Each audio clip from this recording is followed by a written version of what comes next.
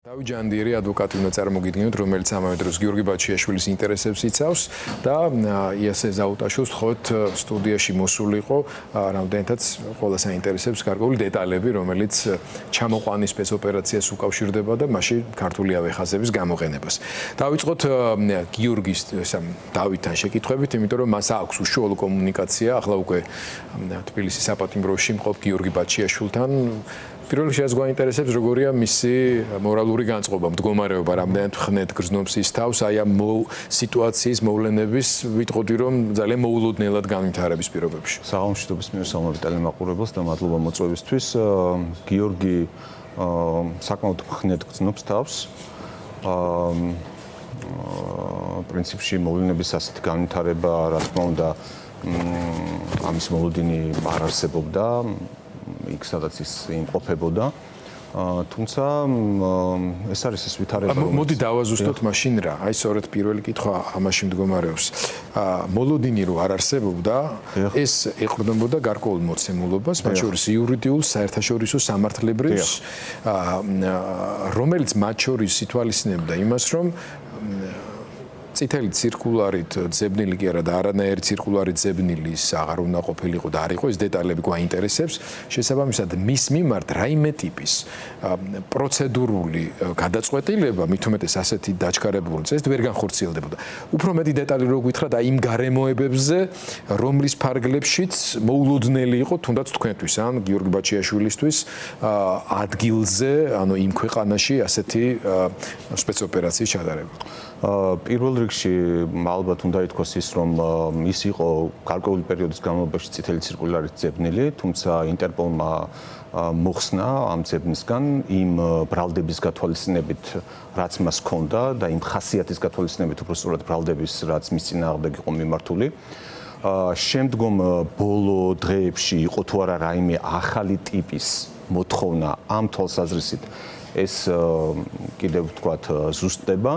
თუმცა როგორც არ უნდა ყოფილიყო, უნდა ყოფილიყო გარკვეული ხასიათის სამართლებრივი პროცედურა განხორციელებული იმისათვის, რომ მისი გადმოცემა მომხდარიყო იმ შემთხვევაშიც თუ კი ეს ორმხრივი ურთიერთობების დონეზე გადაწყდებოდა, ანუ რას ვაზუსტებ?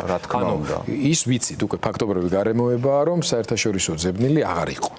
რომ აი ამ ასე ვთქვათ კონტექსტის გათვალისწინებით დაწყებულიყო ეს მოქმედებები მის მიმართ, მაგრამ ამბობენ სპეციალისტები, რომ ქვეყნებს შორისაც შეიძლება იყოს ხელშეკრულებები და ასე შემდეგ. პროცედურა აი ექსტრადიციის პროცედურის აღძვრის შემთხვევაშიც კი ის რაც და როგორც მოხდა ჯდება ამ ჩარჩოებში. რა თქმა უნდა არა და ამას თავისთავად გამორიცხავს ასევე ხელისუფლების მიერ გავრცელებული ის განცხადება მისი დაკავების ადგილის შესახებ, რომელიც არ შეესაბამება სინამდვილეს.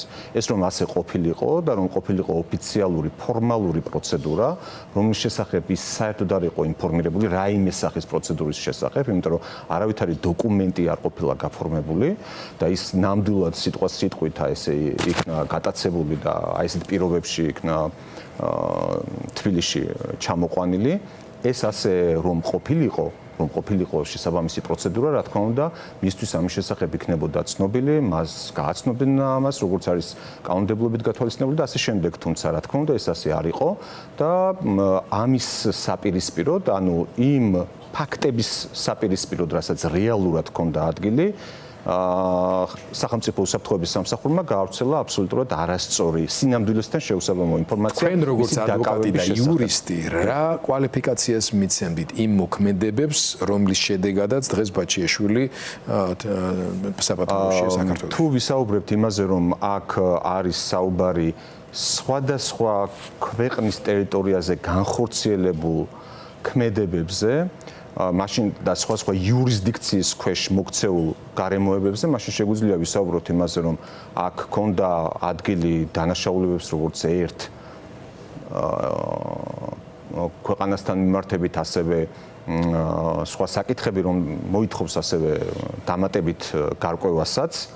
სხვადასხვა და ეს არის გამოძიების საგანი არა მხოლოდ და უნდა იყოს მუტაცება, გატაცება, სიტყვები იყო ნახმარი გამოყენებული, ამიტომ და ის აბსოლუტურად მართალია ამ სიტყვებში, ეს იყო აბსოლუტურად მართალი ამ სიტყვებში, თვალებახოვანი მდგომარეობა, ასე შემდეგ და შემდეგ, რაც მან ისაუბრა, ეს რა თქმა უნდა შეესაბამება სინამდვილეს, მე შორს ვიქნებოდი რომ რაღაც კონკრეტული ერთი სისხლის სამართლის დანაშაულის ან რამდენიმე სისხლის სამართლის დანაშაულის შესახებ ვისაუბრო, ეს არის დანაშაულებათა ჯაჭვი, წყება დანაშაულებების, რომლებიც რა თქმა უნდა წარმოადგენს განსაკუთრებით მძიმე ხასიათის დანაშაულს. და კი ბატონო, მე რა თქმა უნდა ისევ დაგიბრუნდებით და იასეს ბაჩის მინდა ვკითხო ბაჩის რომ თუ დანაშაულებები არის ადრე თუ გვიან ის გამოძიებული უნდა იქნას. გამოძიებისთვის ძალიან დიდი მნიშვნელობა აქვს ამ პროცესში მონაწილე ყველა სუბიექტის მხრიდან მაქსიმალური ინფორმაციის, ან ფაქტობრივი მტკიცებულებების ამოღებას. ამ მხრივ ზოგადად თვითმფრინავები, ბორტები და ასე შემდეგ იმ ტიპის ასე ვთქვათ იმ ტიპის მონაწილე სუბიექტები არიან, რომელთა უსაფრთხოების ინტერესებიდან გამომდინარე ინფორმაციის დაცულობის ხარისხი, სხვა ყველა ასე ვთქვათ სატრანსპორტო საშუალებასთან შედარებით გაცილებით უფრო მაღალი არის, ხო? მაგალითად ეხა გუშინ წინ ლისის ტბასთან დააკავეს პოლიტიკური ლიდერი და ვიდეო დაკვირვების ის აპარატები უბრალოდ პოლიცია მოხსნა, მოანგრია, გადააგდო, გატეხა, შეჭამა, რა ვიცი, დაღეჭა რა, ყველაფერი იქნა იმისთვის, რომ რაიმე ტიპის ვიდეო მტკიცებულება არ არსებობდეს და ეს არის ჩვეულებრივი ტერორი არის ამ თვალსაზრისით, ხო, სახელმწიფო ტერორი.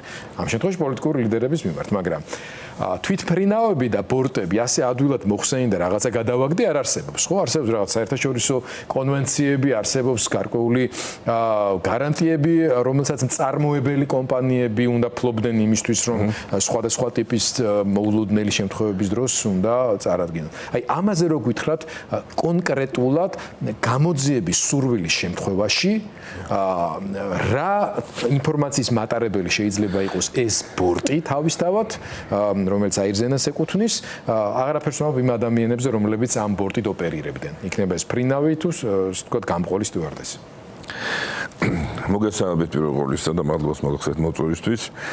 რასაკვირველია, გიორგი, როდესაც ჩვენ ვსაუბრობთ იმაზე, ამ შემთხვევაში ჩვენ უნდა ვენდოთ ინფორმაციას, რომელსაც გვაწვდის ავიაკომპანია. ავიაკომპანია ამბობს, რომ ეს იყო ორდინალური კომერციული შეკვეთა, ჩარტერი, როდესაც მოხდა, ესე ვთქვათ, დაჩარტერება კონკრეტული ბორტის, ეს სხვადასხვა ეს არა ორდინალური ბორტი, ეს არის ბომბარდიერის CRG ტიპის VIP თვითმფრინავი და მოხდა ამ ბორტის ჩარტერის წესით ხელშეკრულების გაფორმება და შესაბამისად მოხდა გარკვეული რეისი, ამ შემთხვევაში რეისი აღარ იმალება მისი გაგზავნა, უბრალოდ კომერციული ინტერესებიდან გამომდინარე, ისინი არ ამბობენ ამ შემთხვევაში, ვინ შეუკვეთა ეს ფრენა, ან შესაბამისად ვინ იყო ის მგზავრი, ამ მგზავრები, ვინც მათ ჩამოიყვანეს. მაგრამ რაც შეეხება კონკრეტულად თქვენ შეკითხვას, უკვე აქ მივდივართ იმ ფაქტთან, როდესაც ვინედან ეცდება იმ ფარგლებს, როდესაც ჩვენ საუბარი აღარ გვაქვს არანაირი ამ შემთხვევაში სპეცრეისთან, როგორც აერძენა ამბობს და ეს სპეცრეისის შემთხვევაში და სახელმწიფო დაკვეთის შემთხვევაში შეიძლება იყოს მკაცრად რეგლამენტირებული და მკაცრად განსაზღვრული კონფიდენციალური პირების სია, როგორც მგზავრების, ასევე მარშრუტის და ყველაფერი. ამიტომ ჩვენ უნდა ვისაუბროთ იმ ჭილში, რომ ეს იყო ჩვეულებრივი ფრენა და განვიხილოთ, შევაფასოთ ექსპერტულად, რისი უფლება ქონდა ან არ ქონდა და უშუალოდ პილოტი იქნებოდა თუ ავიაკომპანია ამ ფრენის განხორციელებისას.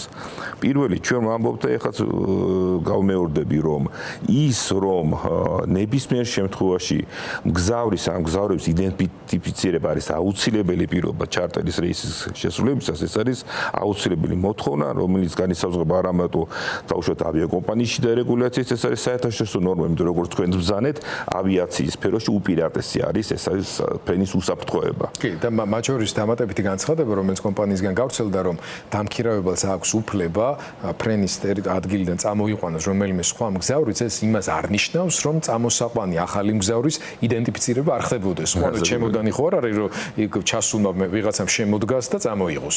რასაკვირველია, ყველაზე ცუდი ვერსიას ვთქვათ, ინციდენტის შემთხვევაში თუ რამე დაემართა ბორტს გზაში, უნდა სადაზღვეო შემთხვევაში უნდა ვიცოდეთ, ვინ იყო ეს მგზავრი ან მგზავრი, ვინც ამ ფრენას ახორციელებდა. პროტოკოლირებული არის და ძალიან მკაცრად და ეს ამას ეხა ვერ გადაუვა და ამ შემთხვევაში ადრე თუ გვიან ყოველ შემთხვევაში მაინც სათქმელი გახდება ის, რომ იდენტიფიცირება მგზავრის უშუალოდ განისაზღვრება და ამის შესახებ ინფორმაცია არამედ ავიაკომპანიას, არამედ შესაბამის უწყებას მათ შორის აეროპორტსაც, როგორც გაფრენის აეროპორტსაც, მიიღება აეროპორტს, უნდა ქონდეს ინფორმაცია ამის შესახებ, მით უმეტეს 21 საუკუნეში, სადაც ძალიან დიდია საფრთხე ტერორიზმით და ასე შემდეგ. ეს ერთი ფაქტორი. მეორე, რაზეც ჩვენ ვამახვილებთ ყურადღებას არის ის, თუ როგორ მოხდა დაუშვათ რაღაც პერიოდულად გაქრება და შემდგომ აღმოჩენა რაღაც საჰაერო სივრცეში იგივე flight radar-ის პერიმეტრზე დაუშვათ ამ ბორტისა. სადაც ამ დროს მე ამ შემთხვევაში შორს ვარ იმ აზრისგან ვერც ბრალს დავდებდა არც აქ ამისი არც არანაირი საფუძველი, თუმცა ჩვენ უნდა ვისაუბროთ იქიდან რაც მოხდა და რაც დავინახეთ ყველამ. ამ შემთხვევაში კიდე ერთხელ პრობლემა გაცილებით გარეთ გადის ვიდრე ჩვენი საქართველოს სივრცის, იმიტომ რომ მარტო მაგალითს გეტყვით, ეს ბორტი, რომელიც არის ბომბარდიერის ტიპი, ესა ძალიან ცნობილი CRG-ის ტიპის, ესე ვთქვათ, ცნობილი კომპანიის, ესე ვთქვათ, ნაწარმოები, ბორტი, ავიახომალდი, რომლის მესაკუთრე დაუშვათ გახდა ესა თუ ის ავიაკომპანია, მაგრამ ის ხარვეზე, რომელიც დადგინდა ამ კონკრეტული ფრენისას, ორი ვარიანტია, ან უნდა დაბრალდეს ტექნიკურ ხარვეს, რომელიც მწარმოებმა თავის დროზე ვერ გაითვალისწინა და მოხდა, ესე ვთქვათ, რადარების გათიშვა შეთანხმების გარეშე, ან მეორე ვარიანტია მოხდა მენუალი, ანუ ხელოვნურად მექანიკურად მისი გათიშვა, რომელსაც დაარღვია პროტოკოლი. რომელსაც დაარღვია ის პროტოკოლი, რომელიც ასევე ითვალისწინებს, იმიტომ რომ მარტივად გეტყვით, მე ასევე შორს ვარ იმ აზრიდან, რომ არ მოგატყუოთ, რომ ვინმე რაღაცა მითითება მიცა დაუშვათ გარედან ავიაკომპანიას ან მის მესოურებს, რომ გინდა თუ ეს გათიშე. იმიტომ რომ გათიშვის შემთხვევაში გაცილებით უფრო მეტად შესამჩნევი ხდება ესა თუ ის ბორტი საჰაერო სივრცეში. წარმოიდგინეთ, flight radar-ი უყურებს ბორტი, აფრინდა, მიფრინავს და გაქრა. ესე იგი, ამ შემთხვევაში უკვე ფაქტიურად ეს რეისი ხდება გაცილებით დიდი ხედულობის არეალში და იმ პერიმეტრზე, სადაც იმყოფება, ახლა როგორც ნახეთ, მომანის სივრცეში თუ სხვაგან, იმ დისპეჩერებს და საჰაერო ნავიგაციას სამსახურებს ალარმის სახით ეტყობინება, რომ ეს ბორტი ახლა აქ არ ჩანს და თქვენ შეხედეთ GPS-ით ხედავთ თუ არა ამ ბორტს, რამე თუ არ მოხდა.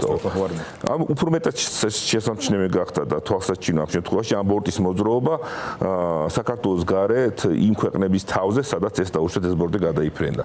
ამ შეკითხვებზე პასუხები უნდა არსებობდეს და ალბათ არსებობს კიდეც და მე მარტო არ დაწურებული მაინც იმაში, რომ ადრე თუ გიგონა მაინც ამის დაზუსტება მოხდება და ამის ბევრი მექანიზმი არსებობს, იმიტომ რომ ავია მარშრუტი, ავია ფრენა ეს არის იმდენად მკაცრად რეგლამენტირებული ზოგადად პროტოკოლით, რომ თითოეული გადალაპარაკებაც კი დაუშვათ კოკპიტში, რასაც ქვია, იქნება ინახება. ბოლო კითხვას დაგისვათ, სანამ დავითთან გადავალ. მიმდინარეობს თუ არა ვიდეო დაკვირვება ბორტზე რა ხდება შიგნით. ანუ ამ ვიდეო დაკვირვების შედეგად შესაძლებელი თუ არის თუ არა სურათის აღდგენა გამოძიების შემთხვევაში რა ხდებოდა ბორტზე ამ კონკრეტული ფრენის განხორციელებისას. რა მდგომარეობაში შემოიყვანეს პაჩიაშვილი, ვინ დახვდათ იქ, ჩვენი ინფორმაციის სპეცსამსახურების წარმომადგენლები იყვნენ და მოგვიანებით დავითი დაგვიზუსტებს და პაჩიაშვილმა თქვა, რომ მას უთხრა, რომ რამდენიმე მათგანი კი არა, ერთი მათგანი მე მგონი იცნო კიდეც ვინც არის და ზუსტად იცის, რომ ესენი იყვნენ წარმომადგენლები სპეცსამსახურების, მაგრამ ვიდეოს სახით, მტკიცებულების სახით ეს როგორ ხდება, იწერება, არის წერება თუ რაზე? ზოგადად კაცად რეგლამენტირებული და იწერება ძირითადად როგორც ვიდეო ისე არა ვიდეო გზით დაუშვათ, ყველაფერი რაც ხდება კოკპიტში ამ შემთხვევაში, იქ სადაც იმყოფებიან პილოტები, სადაც მართვის წერტილია. ის რაც არის დაკავშირებული უშუალოდ იმ ტერიტორიაზე, სადაც მგზავრები იმყოფებიან, კონფიდენციალობის და გამომდინარე ესე დაკვირვება და ჩვენ ვიცით, რომ ბაჩიაშვილი ყავდათ ისეთ მდგომარეობაში, რომ ამას თავისუფლება აღკვეთილი ჰქონდა, ისყვება რომ ჩამოფარებული ჰქონდა, შემდეგ ატარეს და აღმოჩნდა ბორტზე, ანუ აღმოჩნდა ეს ნიშნავს, რომ იქ როგორ მიიყვანეს იმის აღქმას ის ვერ ახერხებდა, ანუ თვალებს შეხვეული კაცი როგორც მინიმუმ თუ ტომარა ჩამოცმული არა აიყვანეს ბორტზე. ამ დროს პილოტი და გამყოლი რა რეაქციები უნდა ქონდეთ მათ, თუ ეს არ არის სპეცრეისი, სადაც ყველაფერი პროტოკოლურად გაწერილია და მართლაც ოფიციალური სპეცოპერაციის ნაწილი შეიძლება იყოს. პასპორტი, ვინ არის, ასე შემდეგ. თუ ეს ყველაფერი ესე იყო, როგორც არის ნათქვამი დაუშვათ, დაშვება გავაკეთოთ, იმიტომ რომ ჯერ მაინც გამოძიება მიმდინარეობს და ამის მიმდინარეობს თემაც. ხო, ნუ ოშთუაში მოკლევა მაინც მიმდინარეობს იურცების დონეზე მაინც საინტერესოა. ყველაფერი რა როგორ იქნება, რასაკვირველია, მე მაინც ესე მგონია, რომ იგივე პილოტებისთვისაც და ბორტგამყოლებისთვისაც ეს იყო კაცად გასენობილი სპეცრეისი და ამ შემთხვევაში მათთვის ეხლა ეს ტომარა ჩამოსული კაცი შემოვიდოდა ორდინალური ადამიანი, ეს იყო ის X პიროვნება, რომელიცთვისაც განხორციელდა ეს რეისი, ამიტომ ეს აპრიორი ჩათვლიდან მათი. და დავით თქვენთან საუბრობთ დავასრულოთ. რა თქმა უნდა, მომხდარს აქვს თავისი კრიმინალური კომპონენტი და აქვს პოლიტიკური კომპონენტიც ამავე დროს, იმიტომ რომ ის რომ ივანიშვილის მთავრობის პირობებში ყველა სახელმწიფო რესურსი იქნა გამოყენებული ამ შედეგის მისაღწევად, ეს ფაქტობრივი გარემოებაა. მაშინ როდესაც ჩვენ მართლა გვყავს სახელმწიფო მტრები, მათ შორის ტერორისტებად თუ ქვეყნის ტერიტორიული მთლიანობის დარღვევის ან ადამიანების კვლელობის ბრალდება წაყენებული და მისჯილი ადამიანები მათთან მიმართებაში, ასე ვთქვათ, ჩვენ ამ რესურსებს ფაქტია რომ არ ვიყენებთ. ამ შემთხვევაში გამოიყენეს. რამდენად კანონიერად ასე შემდეგ ეს კიდე ცალკე თემაა. მაგრამ ამას აქვს თავისი პოლიტიკური კონტექსტი და ეს პოლიტიკური კონტექსტი მათ შორის უკავშირდება არა მარტო სახელმწიფო რესურსების გამოყენებას ჩემი აზრით ივანიშვილის მხრიდან, არამედ გაეროს ერთ-ერთი ყველაზე მნიშვნელოვანი და წამყვანი ორგანიზაციის ტურიზმის, ასე ვთქვათ, ორგანიზაციის ხელმძღვანელის თანამდებობაზე ქართველის ჩანაცვლებას და რაღაც და გარიგების ნიშნებს, რომელზეც უკვე საერთაშორისო მედია ძალიან ასე ვთქვათ ფართოდ წერს. როგორ ფიქრობთ ამ პროცესს რა გაგრძელება მოყვება ქვეყნის შიგნითაც და საერთაშორისო ასპარეზზეც? მე უბრალოდ გამიჭირდება რომ ამაზე პასუხი გავცე, იქიდან გამომდინარე რომ მე არ მინდა ეს საკითხები დაუკავშირო ერთმანეთს.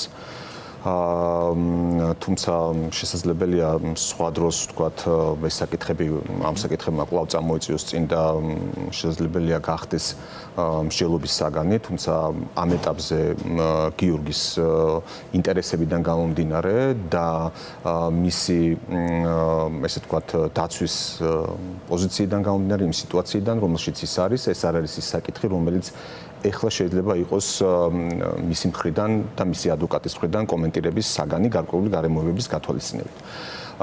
რაც შეეხება შეკითხვის პირველ ნაწილს, რომელზეც თქვენ თქვით, თუ სახელმწიფო ხელისუფლების პერკეტებს თანამდებობაზე ყოფნას გამოიყენებენ ადამიანები იმისათვის, რომ სამაგერო გადაუხადონ სხვას, ვინც არ მოსწონთ, ან თქვათ შურისძიებით, ან სხვა მიზნებით იქნეს ნაკარნახევი მათი ქმედებები, რა თქმა უნდა, ასეთ სახელმწიფოში ცხოვრება ძალიან საშიშია და ეს მარტო საშიში გიორგი ბაჩიაშვილისთვის არ არის. ეს საშიში არის მთლიანად მთელი საზოგადოებისათვის, რომ სახელმწიფო აპარატი არ იქნეს გამოყენებული კონკრეტული ინდივიდუალური ინტერესების დასაკმაყოფილებულად, რომელსაც არავითარი კანონიერი და სამართლებრივი საფუძველი არ გააჩნია. რამდენად უსაფრთხოდ გრძნობს თავს გიორგი ბაჩიაშვილი ივანიშვილის პატიმრობაში? მას არ უთქვამს რაიმე საფრთხის შესახებ ამ დღეების განმავლობაში, ყოველდღიურად ხვდებით მას, თუმცა იმის გათვალისწინებით თუ რა კონტექსტშიც ეწერება მის მიმართ, მის წინააღმდეგ მიმართული აბსოლუტურად აბსურდული სისხლის სამართლის საქმე, რომელსაც არავითარი სამართლებრივი საფუძველი არ გააჩნია, საერთოდ დამნაშაულის შემადგენლობა არ არის. თუ გავითვალისწინებთ იმ ოპერაციას გატაცების, რომელიც მის წინააღმდეგ განხორციელდა და ამისთვის გამოყენებული იქნა სახელმწიფო სტრუქტურები და კომერციული სტრუქტურები, რა თქმა უნდა, ეს ინფორმაცია და ეს გარემოებები არის ყურადსაღები იმისათვის, რომ მის უსაფრთხოებაზე ვიფიქროთ, იყოს ზრუნვის საგანი და მე ვერ ვიტყოდი, რომ ის ფრთხილი ვიქნებოდი ისეთ განცხადებებში. რო ფრთხილოთ ამას ყველანი გამჩნევთ ამ ეტაპზე აშკარად დაცვის მხარე ძალიან ფრთხილი ვერ ვიტყოდი რომ მეტი არასოდეს არის, მაგრამ თქვენი პროფესიიდან გამომდინარე გასაგებია ეს პოზიციები. ჯერ ყველაფერი ძალიან ცხელია, ძალიან ბევრი ბუნდოვანებაა და არ უნდა დაზიანდეს. ზუსტად ამაზე მინდა ვთქვა, რომ ის რომ ვთქვა ძალიან ბევრ საკითხზე ამჯერად არ ხდება საუბარი, ეს არ არის ის რომ რაღაც ხო, და მათ შორის თავად გიორგი ბაჩიაშვილის მხრიდან ქვეყანა არ ზუსტდება სახელით. ასევე აი ჩეჩნებთან, სხვებთან დაკავშირებული გარკვეული მინიშნებები, რომელიც მანამდე სტატიაში გამოქვეყნდა და ასე შემდეგ. ძალიან ბევრი საინტერესო დეტალია, რომელზეც ცხადია ჟურნალისტებს მეტი ინფორმაციის ცხადია, მას განდობილი აქვს ყველა ის ინფორმაცია, რომელიც ვთქვათ ამ დღეებს უკავშირდებოდა, მის ვთქვათ გატაცების დღეებს, მისი ყოფნის დღეებს, ამის თაობაზე ხვალ დილით კიდევ გვექნება შეხვედრა და შემდეგ უკვე გენერალურ პროკურატურას მიმართავთ ფორმალურად მაინც, რომ გამოძიება დაიწყოს და ვნახავთ რა რეაქცია იქნება გამოძიების კუთხით, უბრალოდ ეხლა არ ვარ იმ პოზიციაში, რომ ჩვენც ველით მეტ დეტალებს. მადლობა ძალიან დიდი დავით ჯანდიერი, ეს ზაუტაშვილი.